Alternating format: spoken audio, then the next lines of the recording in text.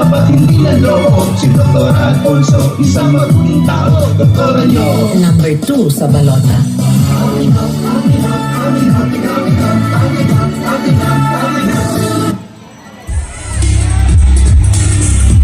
Kasalukuyang naglilingkod at tunay na maaasahan, lalo na sa serbisyong medikal, ang boses ng Tondo sa konseho at ang tinaguriang doktora ng bayan, ang numero 2 sa hanay ng mga konsehal. Palakpakan po natin, Konsehala Doktora Irma Alfonso.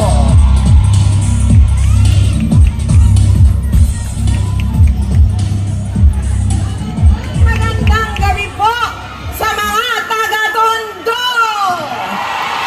Mag-ingay kayo! Dahil ngayon, ang unang araw ng kampanya sa lokal na pamahalaan at ilang araw na lang, babalik na ang pinakamagaling na alkalde ng Maynila, Yorme Isko Moreno Domagoso.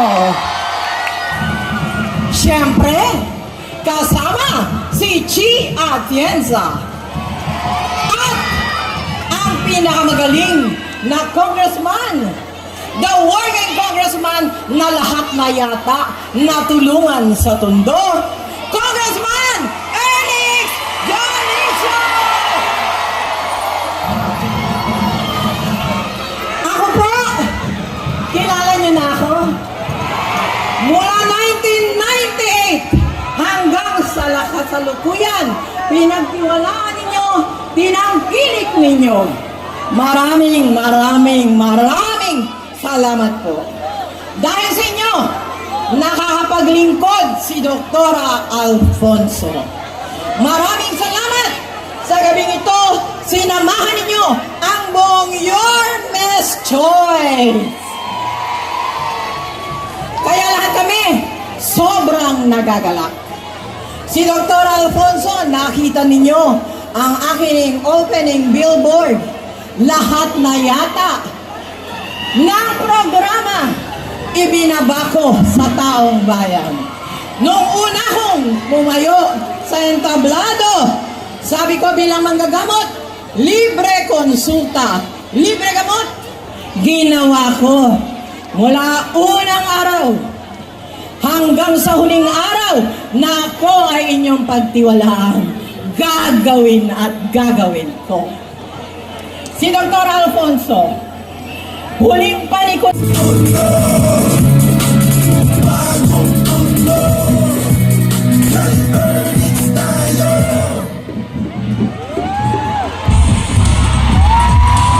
Mga batang Tondo at bagong kongreso, palakpakan po natin ang ating working congressman, Congressman Ernix Janicio!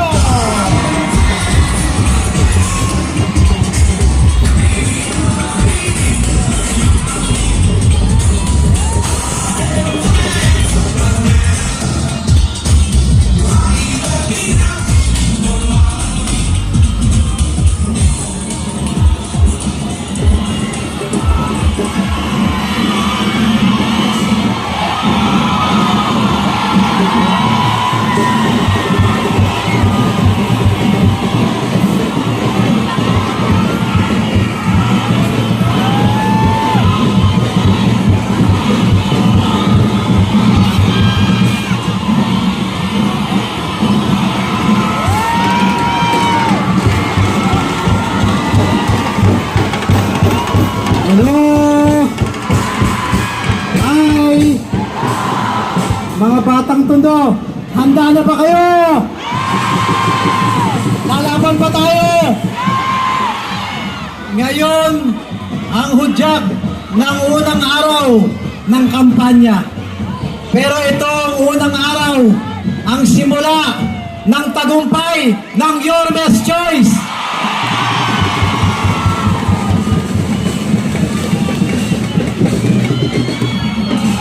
Ang mga batang Tondo, ang tunay na batang Tondo, lagi tayong titindig sa kapwa natin batang Tondo. Kaya mula sa grupo ng Yorme's Choice, ang ating mga konsihal, Vice Mayor Chi Atienza, at syempre, ang nag-iisang minamahal natin, ang Yorme ng Maynila. Palakpakan nyo, Yorme Isko Moreno!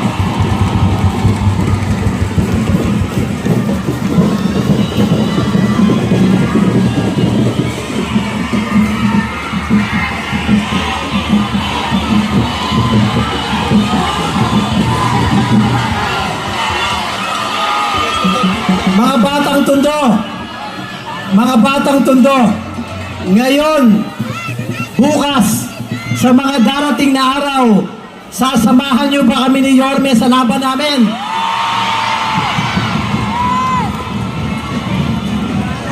Basta sama-sama tayo, sama-sama, walang iwanan, walang papantay sa lakas ng batang tondo.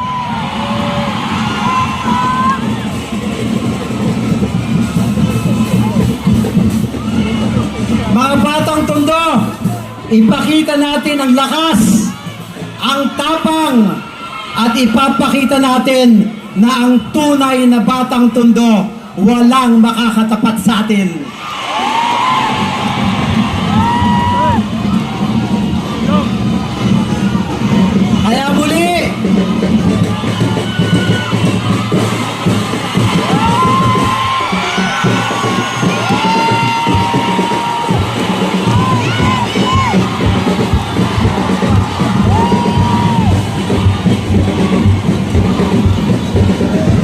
Kaya muli, mga batang tondo, mga BTS!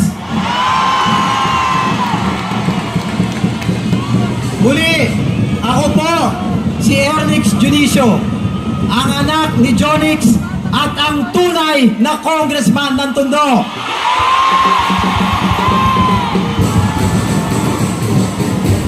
Maglilingkod po ako ng tapat, ng sapat, at ng sobra-sobra pa, na laging may takot sa Diyos at buong kababaang loob. Maglilingkod ako at mamahalin ko ang bawat isang batang tondo.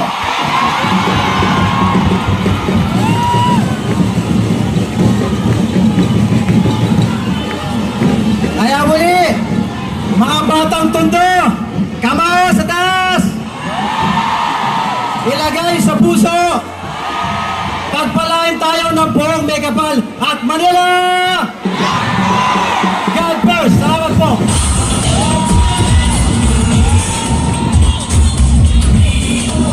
Maraming salamat po, Buligo. Huwag naman po natin kalilimutan sa halay ng mga congressman ang numero 1, Congressman Ernix Junicio.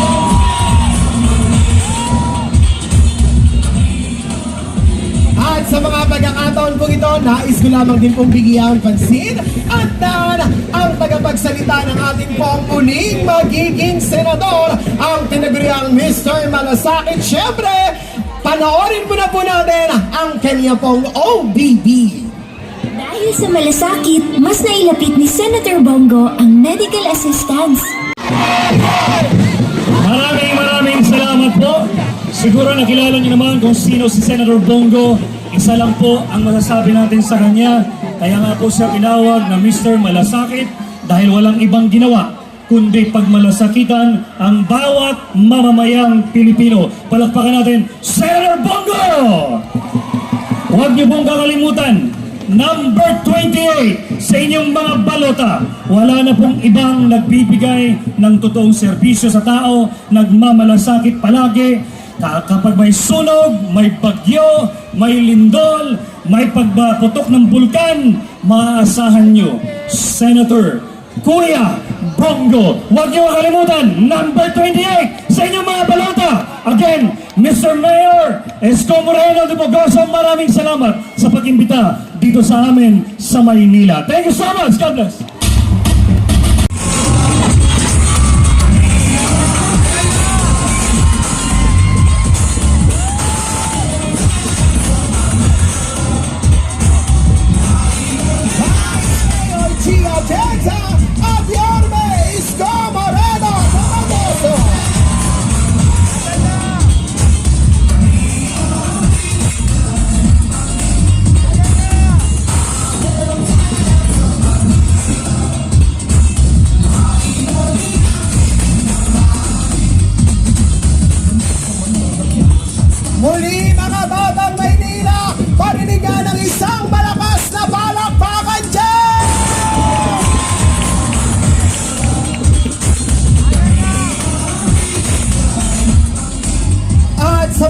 pagkakataon kong ito, bago ko po sa inyo ibigay ang ating susunod na tagapagsalita, muli po, sabay-sabay muna po nating panoorin to.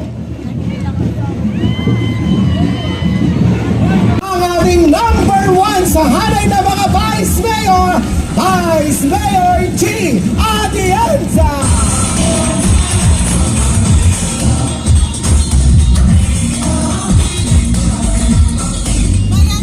Magandang gabi, Tondo! Kamusta kayo? Masaya kaming makasama kayo ngayong gabi. Ako po si Chi Atienza, ang bunsong anak ng dating Buting Mayor Lito Atienza.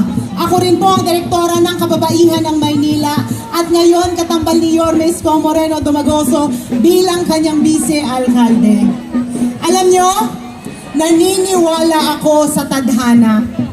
Naniniwala ako na pag binigay natin ang buhay natin sa Panginoon, siya ang huhulma, gagabay hanggang makarating tayo sa ating misyon sa buhay.